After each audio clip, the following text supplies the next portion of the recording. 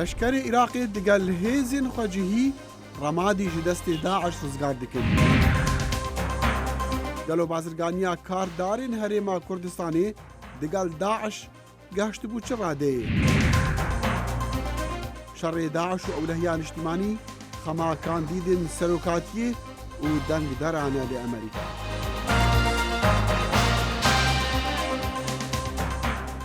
بسڵاف و ڕێزین گەرم گەلک بخێراتن تەماشاکردنا کورد کۆنەکشن.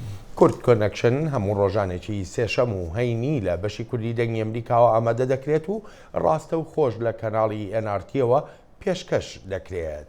ڕزگارکردنی شاری ڕوومادی لە ڕۆژاوای عێراق بە وەرچەرخانێکی استراتیژی دادەنرێ لە شەڕی دژی تێرۆریستانی دەوڵەتی ئیسلامیدا و ئاماژەش بەوە دەکرێت سەرکەوتنی ئەم ئۆپەراسیۆنە دەواازەیە بۆ ئازادکردنی شار و شارۆچکەکانی تری لە ژێردەستی دەوڵەتی ئیسلامیدان. سەرۆکوەزیرە عێراقی حەیدەر العەبادی سوزا بە داوی ئینانا هەبوونا چەکدارên داعشê li ser xaka Iraqê dided. ئەگەر ساڵا 2015 ساڵا ڕزگارکردنê bît bi alîkariya Xwedê sala 2016 de bîte sala serkeftina mezin û bi dawa înana çekdarên Daişê li ser xaka Iraqê. Ev ragihandina Serokvezîrê Iraqê piştî azadkirina bajêra Rimadiya Rojavaya Iraqê dêt. Wizareta Derveya Amerîka pîrozbahî li hikûmet û leşkerê Iraqê kir li ser serkeftina mezin û azadkirina bajêrê Rimadî ji destê çekdarên Daişê. Alaya Iraqê li ser komelgeha avahiyên hikûmetê bilind bû û ev bi serkeftineka here mezin ya leşkerê Iraqê dîte dîtin piştî şikestina mezina sala 2014 û ji dezdana behreka mezina Bakur û Rojavaya Iraqê. Washington da zanîn hevrîkiyên serekî rêbirî hikûmeta Iraqê û desthilatdariya xwecihîya parêzgeha embar dibin diwarê avedankirinê û vegerana kûçberan. Peyvdarê Wizareta Derveya Amerîka Mark Toner ragihand pêngavên giring li pêşiya dewleta Iraqê mayne. Qonaxa duê divê pirsazê de zehmet de peydakirina rewşekê hemû xelkê Rimadî karbin vegerin malê xwe. Hecdemehên rahênana leşkeriya Iraqê li ser destê şîretvan û rahênanên Amerîka û qayîlkirina çekdarên eşîretên Sunne ewên nasyar bi Heşdil Eşaîrî di beşdarîkirinê de di şerê dijî çekdarên dewleta İslamî ev serkeftine bi xwe vegirt. Ku di rûyê stratîjî de derbeka mezin e di komelên terorîstên çekdarên Daişê dikevin. دو رهن تنه یا مورالی و درونی و یا استراتیجی داعش و بکویت بر آستانگین بر هفکرنا چک و تقمنیان و شروانان بو دورین جیر کنترول آوان لصلاح الدین و موصل جبرکو انبار جیدر بردوامی پیدانا داعشیه. شارەزا باwer dikin rêzgarkirina bajêrê Rimadî xaleka wergêraniya di şerê dijî terorîzmê li Iraqê û wê rêxweş bikitin bo kontrolkirina Felûca û Qaim li parêzgeha Embar û her wesa birew bajêrê Mosul. Xalid Fettah, dengê Amerîka. Gelo şerê dewleta İslamî li çi welatên Musulman dibe weka şerê li dijî tîrorê bê naskirin ne şerê Şî'a û Sunniyan. Belê دو پێداچوونێکت کردووە توانێت زیاترمان پێ بڵێ. بەڵێ ئەوە زۆر ڕاستە کاک دەخیل کە ئاماژە بەوە دەکرێت شەڕەکە بە تایبەتی بەهاری عەرەبیش وەرچەرخاوە بۆ شەڕی نێوان هەم شیعە و سوننەکان و ئەوەی کە بە بەڵگەشت دەهێنرێتەوە لێرەدا عەرەبستانی سعودی و ئێرانە بە تایبەتیش ئەو هەڵوێستانی ئەم دوو وڵاتە کە بەرامبەر بە دۆزی سووریا هەیەە. قەیران و ناکۆچی نێوان هەردوو ئاینزای شیعە و سوننە لە جیهانی ئیسلامیدا ئامانجەکانی بەهاری عەرەبیشی وەرچەرخاندووە سووریا بەنمونە. دەستێوەردانی زلێزەکانی ناوچەکە قەیرانی سووریایان لە دۆسەی بەرەنگاربوونەوەی دیکتاتۆریەتەوە گۆڕیوە بۆ قەیرانی ئاینزایی. سەرۆکی ئێران ناڕەزایی بەرامبەر ئەو وڵاتە ئیسلامیانە دەردەبڕێ کە هێرشیان کردووەتە سەر حوتیە شیعەکان لە یەمەن و هەروەهاش پرچەکردنی تونڕەوان لە عێراق و سووریا. آیا این قابل قبول است؟ ئایا ئەوە ڕەوایە پارێنەوتی موسڵمانان بدرێت بە ئەمریکا و بۆمب و موشکی پێپسێنیێت و بیدەن بەسەر خەڵکی هەژاری یەمەندا؟ ئایا ڕەوایە موشکی دەژەزرێ پوش پسێنیت و بیدێتە دەست دەوڵەتی ئیسلامی یان بەرەی نووسرا یان ترۆریستانی تری دژە ئیسلام؟ لە ناڕزاییەکانیدا سەرۆکی ئێران باسی لە ڕۆڵی نەرێنی شیعەگەرایی حیزبوڵڵا نەکرد. لە وەتای قەیرانی ناوخۆیی سووریا دەستی پێکردووە حیزبوڵڵا بە پێچەوانەی خواستی زۆرینەی گەلانی سووریاوە شانبەشانی ڕژێمەکەی بەشار ئەسەد شەڕی دژی ئۆپۆزیسیۆنی وڵاتەکە دەکات و هاوپەیمانێکی سەرەکی ئێرانیشە لە ناوچەکەدا. آیا تضعیف سوریه به نفع دنیای اسلام است؟ ئایا بنکۆڵکردنی سووریا لە بەرژەوەندی جیهانی ئیسلامیە؟ ئایا لاوازکردنی سووریا لە خزمەت ئاینی ئیسلامدا دەبێت؟ ئایا وێرانکردنی سووریا دەبێتە مایەی بەهێزکردنی تورکیا و ئوردن و عەربستانی سعودیە و قەتەر و مێرنشینی یەکگرتوەکان و وڵاتانی تریش؟ ئایا هیچ وڵاتێک جگە لە ئیسرائیل بە وێرانکردنی سووریا خوشحاڵ دەبێت؟ وڵاتانی مسلمانی سون ئاینزاش هاوپەیمانێتیەکیان پێگەناوە بە سەرکردایەتی عەرەبستانی سعودیە وەک ڕیاز دەڵێت بۆ بەرەنگاربوونەوەی تێرۆریزمە، بەڵام زۆرێک لە چاودێر لەو بڕواایەدان ئەم هاوپەیمانێتیە نوێ بۆ ڕێگەگرتنە لە ڕۆڵی ئێران لە ناوچەکەدا. پێشتر لە لێدوانێکی ڕۆژنامەوانی هاوبەشدا هەردوو وەزیری دەرەوەی ئەمریکا و ئێرانیش هاوڕابوون لەسەر هێورکردنەوەی ڕەوشی ڕۆژهەڵاتی ناوەڕاست. پێویستە بگەینە ئاشتی و ڕێگەی بەرەو پێشبردن بدۆزینەوە لە سووریا و لە یەمەن و پێشم وایە دەرفەت هەن لە ڕێی وتوێژەکانمانەوە بۆ و ئامانجانە بگەین، بەڵام نامەوێت پێشبینی هیچ شتێک بکەم و یانیش بڵێم دۆسیەکان چیان بەسەر دێت یان نایەت. لەگەڵ هەروادێ و ئاڵۆزبوونی زیاتری قەیرانەکانی نێوان شیعەکان و سونەکان و ناکۆچەکانی نێوان عەرەبستانی سعودیە و کۆماری ئیسلامی ئێران وەک دوو جەمسەر لە ناوچەکەدا، تاران دەڵێت هەوڵ لە ئارادان بۆ ڕەوانەوەی نیگەرانیەکان لەسەر هەبوونی ئەم قەیرانە. هەندێک جموجۆڵ هەن لە قۆناغی بەراییدان لە نێوان ئێران و عەربستانی سعودیەدا و بڵاوکردنەوەی وردەکاریەکان بەر لە گەیشتن بە ئەنجام کارێکی گونجاو نییە و ئێرانیش تەواو ئامادەیە بۆ هەبوونی ژینگەیەکی نوێ لەم پەیوەندیە دوولایەنیەدا لەگەڵ عەربستانی سعودیەدا. پرسیارگەلێک لەسەر ئەم دۆسەیە هەن لەوانە ئایا ڕیاز و تاران دەتوانن کۆتایی بە کێشەیە بێنن کە تەمەنی زیاتر لە 1400 ساڵە یان وڵاتان و نەتەوەکانی تری ناوچەکە دەکەنە قوربانی لەم قەیرانە لە مێژینەیاندا. و هێزین سووریا دموکرات بەنداوێ تەشین ji destê Daeş rizgar kir û helwesa çend gundên dor û ber jî girtine. Peyamnêrê Kobaniyê dengê Amerîka Mehmûd Balî digal Telal Silo berdevkê wan hêzên rekaberên Sûriya axtiye û ev raport gihandiye. Operasyona rizgarkirina gundewarên Başûrî Kobanî dikeve roja xwe ya şeşan. Gelek gund hatine rizgarkirin, lê girîngtirîn armanca operasyonê rizgarkirina bendava Tişrîn e. Bi rizgarkirina bendavê hêzên Sûriya Demokratîk derbasî milê Rojavayê Firat bûn bi kuraniya 5 kîlometr û pevçûn hîn jî dewam dikin li wî millî. Emniha jî li ser Tişrînê em ser dûr li ser serê ser Tişrîn sekirîne û zaten hevalên medînî pêş dane. Em dibe em hîro ew sibê dibe em jî pêş diçin darin. Em darin em li şerê xwe dewam dikin. İşte hevala me jî hinek li vî millî ne. Li vî millî hinekî li milê Bakur Gerbîne û hinek jî li milê Qulbe hebêjin Gerbîne. Bendava Tişrîn ya got dikeve li ser çemê Firat li dirîjahiya 900 mîtro deverek ji herêma min bicê ye. Di navberî bendavê Sînorê Bakurî Kurdistanê 80 kîlometr heye û li başûr Rojavayê bajarê Helebê bi 115 kîlometr dikeve. Girîngiya bendavê ew e ku Rojava û rojhilatî çemê Firat bi hevdûva girê dide û 1.9 milyar metr mukeb ji av di gola ya li pişt bendavê de heye ji bo ava vexwarinê û ya karê çandinî tê bikar anîn. Herwiha bendav rojane 63 megawatt ji elektrîkê derdixe. Fermandarê YPG li Kobanê dijwar xebat girîngî û stratejîka bendavê ji bo dengê Amerîka dinirxîne. Barajtîn rolê ku stratejîk di mentiqê de heye ber milê Rojava û milê Rojhilat yanî Gerb û Şerq hevdû digirê dan ji ber vê derê de hem alîkî de her du alana hevdû digirê dan çûnû hatina têşid hem jî alîkî de karebe yani karebe ji bo mentiqê pir ew dikê ji bo xizmeta gel. Bendava Tişrîn û herêmên li dora wê bi operasyoneke mezin hate rizgarkirin. Têda hemû beşên hêzên Sûriya Demokratîk beşdar bûn. Herwiha firokên cengê yên koalisyona navdewletî jî beşdar bûn bi awakî Kurdîne bi hêzên li ser erdêra ji bo şerê li dijî Daeş encamtir be. û berî destpêkirina vê operasyonê Amerîka ragihand gowan çek û Cebilxane şand ji bo operasyonê. Telal Silo berdevkê hêzên Sûriya Demokrat dibêje ku Kurdîna wan bi koalisyonê re baş e, lê çek û Cebilxane têrê nake ji bo şerê li dijî Daeş bîtir bi encam be. لحد الآن على مستوى الطيران كان لسر ئاستê firîna rewş gelek baş e. Lê derheqî pirsa çekî û çekdarkirina me rastî bêjim harîkariyeka şermûkev û tenê teqemenî dane. Yek parça çekî jî nedaye me.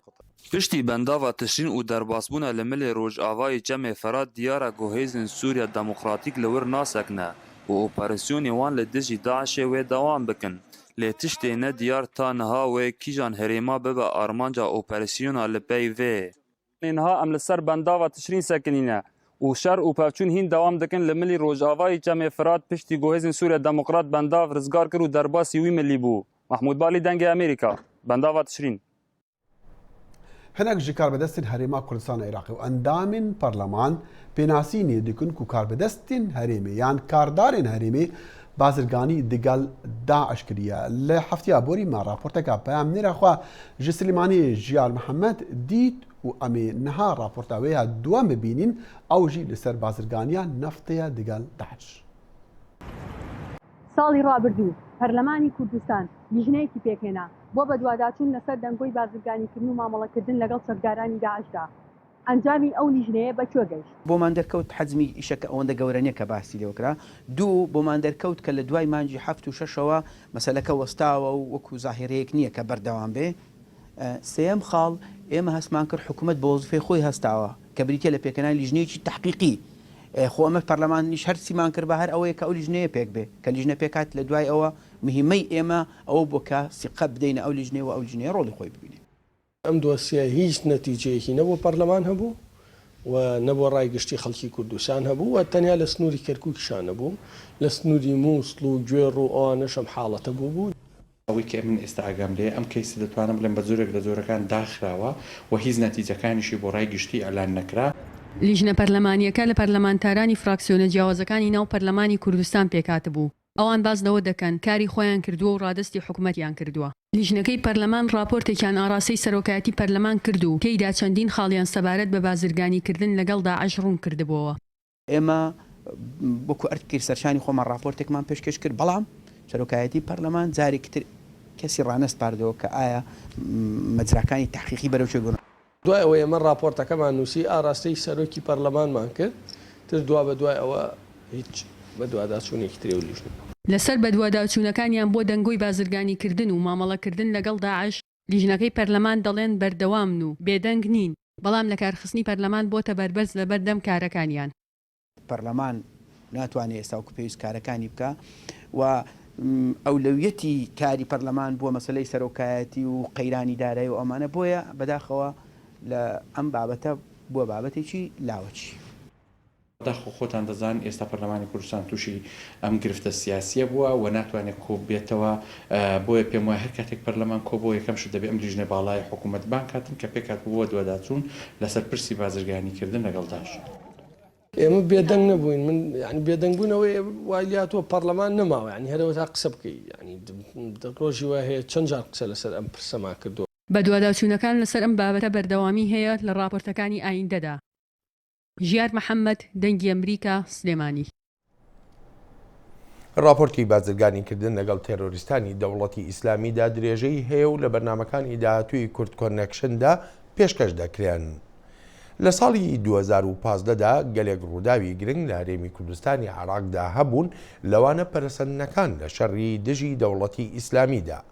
کاوە عومەر پەیامنەری دەنگی ئەمریکا پێداچوونەوەیەکی بەو ڕووداوانەدا کردووە. لە ساڵا 2015دا چەندین بۆیەرên جودا ڕوویدان مینە کاردانên باش و خراپ لە دەستپێکا ساڵا 2015دا سەفیرە ئاشتی و ستێرا جیهانیا ناودەنگ ئەنجلینا جولی سەردانا کەمپا خانکێکر کۆتکەویتە باشووری ڕۆژئاوایê bajarê Duhokê li wêrêş nêzik ve haydarî rewşa awarên êzdî bû û soz da bi hemî şiyanên xwe ve harîkariya awaran biket ji ber ku ewî demî di rewşeka here xirab dabûn. Projek hate pejrandin di navbera hikûmeta Almanya û Herêma Kurdistanê ji bo wê çendêk kiç û jinên êzdî ewên ji destê Daeş qurtal bûn li welatê Almanya çareseriya derûnî bû bihêtekirin bo mavê 2 salan. Ev ca yekem karwanê wan li rêkeftî 25 meha 5 2015da ji pirizgeha Lalişa Nûranî bo firokxana Hewlêra Nîvdewletî rêketin.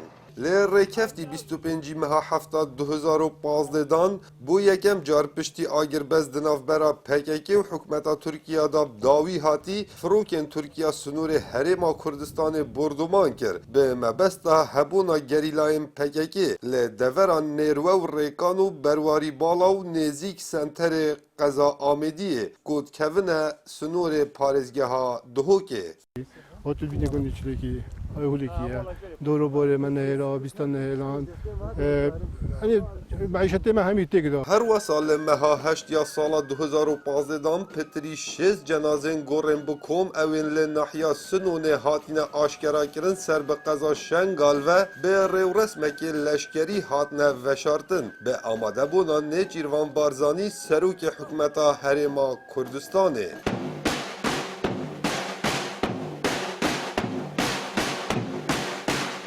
هر بهای که بید ام ده شنگاره و همی دورا شنگاره رزگار کین شنگار دیوه گریتا و سر هرما کردستانه بله جبویرین هر گرنگ رویدان ده سال 2015 دان رزگار کرنا باجار شنگاله بویه جلای هزم پشمرگی و فروکن هف پیمانان کل سی محوریان هرش کره سر چکدارین داعش لروشهلاتی محور حردان و روش آوا محور گابارا و محور سنتر باجار شنگاله لو ما بو سدما وکشاندنا چکدارین دولت اسلامی جه باجار شنگاله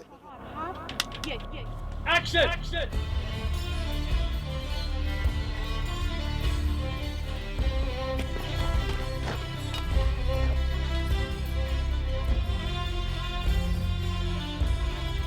بو یکم جار فیلمک سینمایی به ناو رشباب کارساتا شنگاله هات انجام دان جه در هنانا حسین حسن و برهم هنانا محمد بگداش افلمه سال 2015 دان به داوی هاتو دهتا هجمارتن یکم فیلم سینمایی به کارساتا ازدیان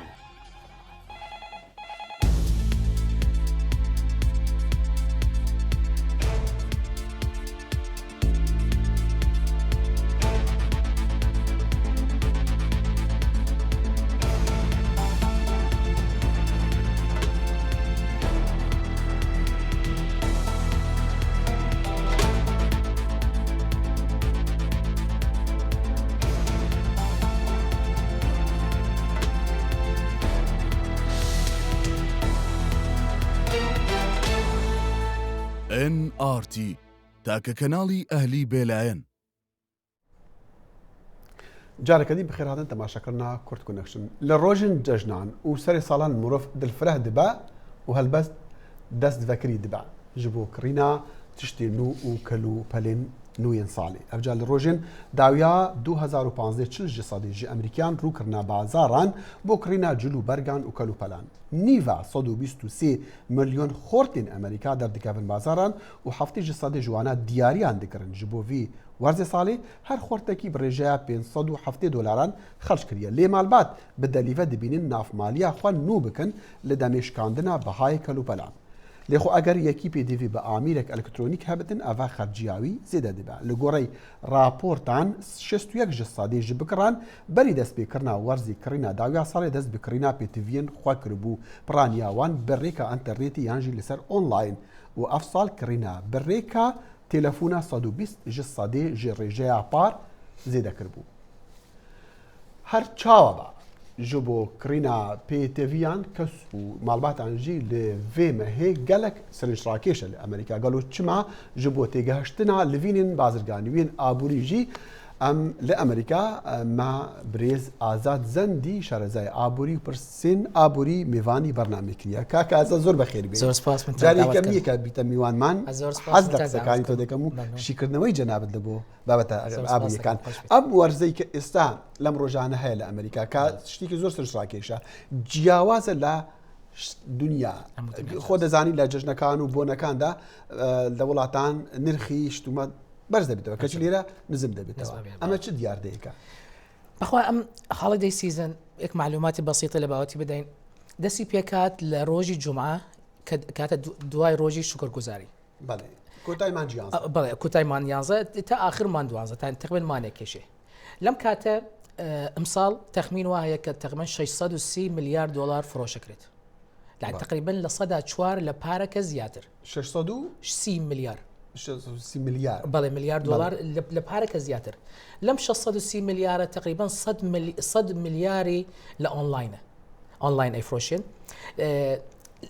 لم كاتا شركات أمازون كدعاية بوكين شركة أمازون لقشتي زيادة فروشة كهر خوي تانية تقريبا 36 مليار دولار فروشة يعني أم جماران يعني بيمبري أم جمارة قورية أم جمارة قورية زور قورية راسك أتوانين بلاش 630 مليار بقي سجار اقتصاد العراق همو اقتصاد عراقي يكسال سي برابرية يا اقتصاد إيران وعراق بيكو بيكيت أما نابت 630 مليار يعني لصدى بيس لميزانية وزارة دفاع أمريكا زيادة باشا أو زيادة جرينجي أم ورزة بو أبوري أمريكا كأو جمارة قورية باسك اقتصاد أمريكا خوات زاني بس رياية لسر كونسيومر سبيندينج يعني خلق خارج زكاة ولسر سيرفيس يعني خدمة جزاري مثلا خاص برويت بهوتيل يا برويت تشتيك بكريت أو أدوان أما شيء لصدى أم ورزة خوي تانية لصدى 3.7 يعني تقريبا لصدى شوار لهمو اقتصاد أمريكا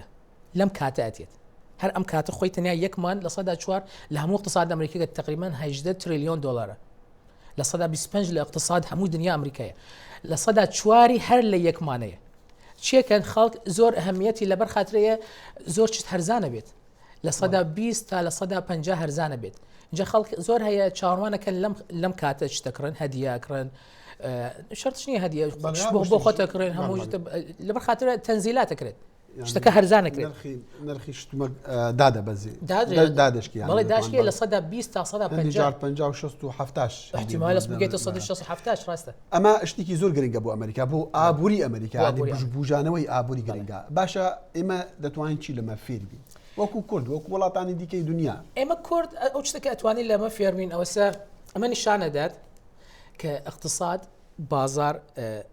بازاري ازاد يعني فري ماركت براستي باشا ايش كان سركوتو يعني اثباتي كرشتكنيه بس يعني لناحيه النظري بلاي اهميتي اللويه ايمي كورد يعني ناخش بلاين بلام لكاتي جشن نوروز بي جشن رمضان بي جشن كانتر بيت هموش تقرانه بيت هموش تقرانه بيت اما خلق لو كاتك بيوسي بتشته قرانه بيت اما اتوانين قليب كاين لبازرقانه كان بلاين بو اكارا كان طبعا لناحيه اخلاقيه ما عيبه اكارا كان خلق بيوسي بتشته وقرانه كان لكن زياترين قلي ابي لحكمه بكريت شون هموش تيك لكردستان اقتصاد لكردستان دس حكمته اگر اقتصادك باش بي الين دس خوش اگر اقتصادك خراب بيت الين خطا ايوي وراسك شهر اللي بدس حكومته والله ما بس اوي شلون فيربين يعني ما بس اوي يعني ابي يك سيستميك بازاري ازاد بكاربينين ام سيستمش لسر سيشوار تشتي لكن دوتشته مهمه كاي يكي اغاهيه انفورميشن ودهم يكي راستيكانه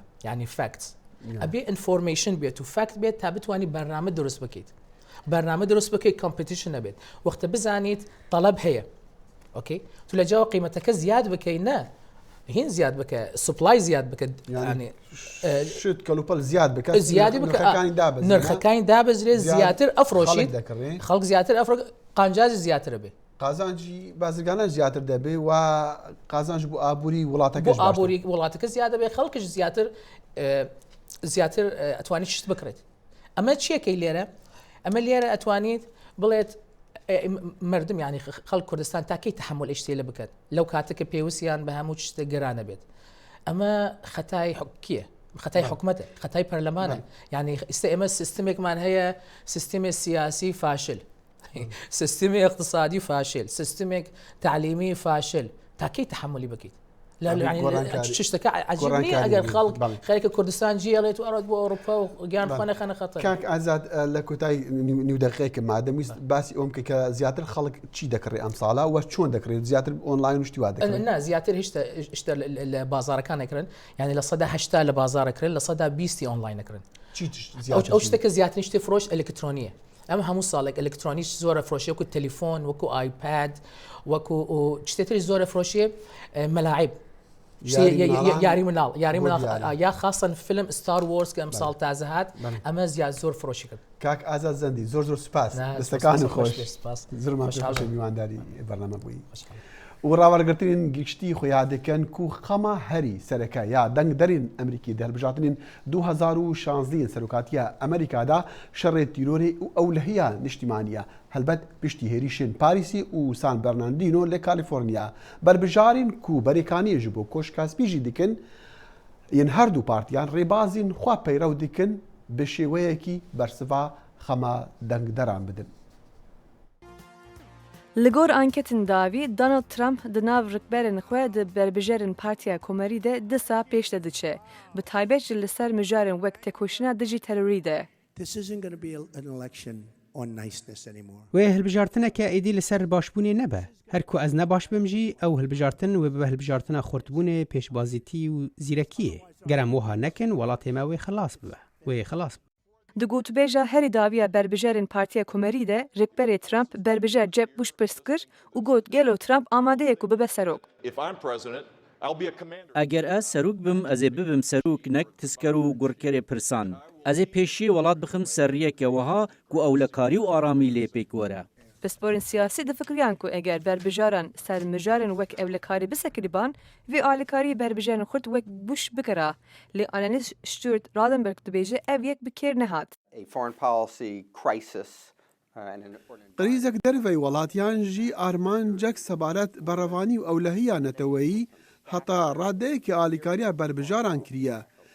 لێ هەتا نەها وەرخویا دکە و vê mijarê bitinê alîkariya Trump kiriye. Ser sekinandina evlekariyê divê ku alîkariyê daye Hillary Clinton ji Partiya Demokratîk li hemberê rikberê wê ya Bernie Sanders. Clinton dixwaze kampeyna xwe ya leşkerî li dijî Daişê xurttir bike. Li ev hinek stratejiya berbijêrên Partiya Komerî rexne dike. Sûz dayne bombabarandineka pir dijwar te xurtir nake ew têmanayek û siyaseteka beeqil e. Civîna Partiya Demokratîk ya dawî de berbijêr Sanders gefin ji alî Daişê anî ziman. Li ev hişyar da ku nakevin xeterên siyasetên berê. Divê ku Amerîka serê wî şerî bikişîne, lê Amerîka polîsê dinyayê nîne û divê ew ti carî tevlî şerê rojhilata navîn nebe. Ser sekinandina terör û evlekarî vê alîkarî bide berbijêr Clinton di hilbijartinê naxweyî Partiya Demokratîk de. Lê divê ku Hillary Clinton cudatî bixe nabera siyaseta xwe û ya Serok Obama di hilbijartina netewî de dibêje John Fortier. Li gorî wan enketan hêjî siyaseta Obama neketiye xwar. Lê dîsan hin derfetan dide Partiya Komariyan de hilbijartinan de. Di herî giring imtihan li pêşî berbijaran wê di meha Sibatê de li eyaleta Iowa û New Hampshire de pêk were. Rûken Işık, Dengê Amerîka. لەگەڵ هاتنی ئەم وەرزی پشوەدا لە وڵاتە یەکگرتووەکانی ئەمریکا ئاپۆڕەیەکی زۆری خەڵک ڕوودەکەنە باخچەی بۆتانیک لە واشنگتن دیسی پایتەخت کە بە یەکێک لە ناودارترین باخچە گشتیەکانی ئەمریکا دادەنرێت و ساڵانەژ نزیکەی 1,300,000 کەس سەردانی دەکەن. ئەم ساڵیش بە شێوەیەکی جیاواز پێشوازی لە میوانەکانی دەکات و ئەویش لە ڕێی ئەو پەپورە و باڵندە و هەنگانەی کە بە گوڵ دروست کراون. ئەمێ divî demê Kurda we bibîn vî baxê sirinçrakîş ku li vê zivistana serê salê jî bi hezaran xelek ji bo dîtina dîmenên ciwan van dîmenên ciwan û pepûleyan rû dikin vî baxî li Washington paytextê Amerîka û di ku dibe yek ji cihên giştiyên ku herî navdar û pitir xelek seredana wan dike ji ber sirinçrakêşe. Ev baxa di sergirtiya lewan jî û nêzîkî Kongresê Emerîkiya lewan xelek seredanê dikin û helbet diyara li cejn û sersalan jî xelek zarwên xwe derdêxe ji bo seyran û dîtina tiştên sirinçrakêş. هەروەکو لە دیمەنەکانیشدا بەدی دەکەین گەلێک جۆر لە با بڵین باڵندە و هەروەها لە مێروەکانیان دروست کردووە و ئەوەی کە گوێی سەرنجە بەلای بینەرانی ئەم پێشانگایەوە ئەوەیە کە یەک پارچە هەمووی لە گوڵ دروست کراون. بەڵێن ینی دیارە ئەوە تایبەتش بۆ زارۆکان بەلی مرۆڤ دکارە سەردانەوە بکە جارجار وەختی خۆشی دگەل باندی منی جوان ببووری ئەگەر دەرفەتێکی زیاتر هەبووە ئەگەر دەرفەتێکی زیاتر هەبووە لێ دەبووین ئازیزانم لێرەشدا دێنە کۆتایی کورد کۆنەکشنی ئەم ڕۆمان ساڵی نوێتان پیرۆزە جەژن و سەرساڵی وە پیرۆز خودە حافیز.